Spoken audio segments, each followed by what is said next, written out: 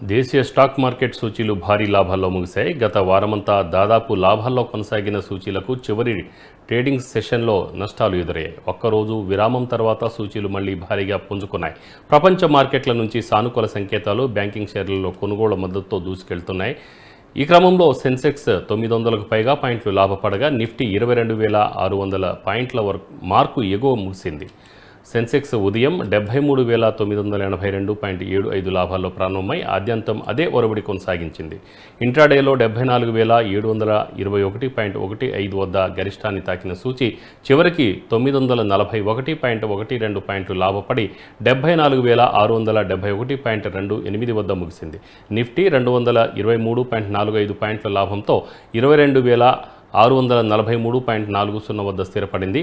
డాలర్తో రూపాయి మారకం విలువ రూ. 83.48గా ఉంది.